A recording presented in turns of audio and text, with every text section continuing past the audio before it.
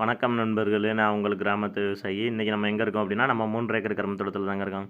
கரும்பு தோட்டத்துக்குலேருந்து மொட்டெல்லாம் ஒடிச்சு வந்து நம்ம வந்து கரும்பு நறுக்கி கொண்டு போய் விற்க போகிறாங்க. இதுக்கு முன்னாடி நம்ம இதே மாதிரி ஒரு வீடியோ ஒன்று அப்லோட் பண்ணியிருந்திருப்போங்க. கரும்பு தோட்டத்துக்குள்ள கொளுத்தாடை இல்லாமல் மொட்டை அணைக்கிங்க சில கரும்பெல்லாம் பார்த்தீங்கன்னா, அதெல்லாம் நம்ம கரும்பு அறுவடை பண்ணும்போது அதை அப்படியே விட்டுருவோங்க.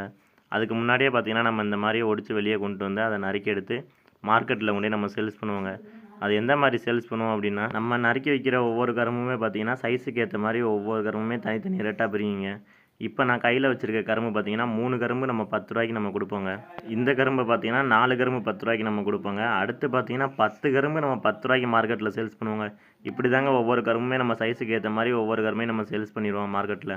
ஒரு சைடு பார்த்தீங்கன்னா கரும்பு நறுக்கிற வேலை நடந்துக்கிட்டுருக்குங்க. இன்னொரு சைடு பார்த்தீங்கன்னா சாக்கில் வந்து அடைஞ்சிக்கிட்டு இருக்காங்க. சாக்கில் அள்ளி போட்டு மூட்டை கட்டிட்டு போகாமல் சாக்கில் வந்து இந்த மாதிரி அடுக்குனா தாங்க வந்து நம்ம மார்க்கெட்டுக்கு அதிக கரும்பு கொண்டுட்டு போக முடியும். உங்களுக்கு விவசாயம் பிடிக்கும் அப்படின்னா அந்த வீடியோக்கு லைக் பண்ணிட்டு நம்ம சேனலை மறக்காமல் சப்ஸ்கிரைப் பண்ணி வச்சுக்கிறேங்க. உங்களிடம் விடைபெறுவது கிராமத்து விவசாயி.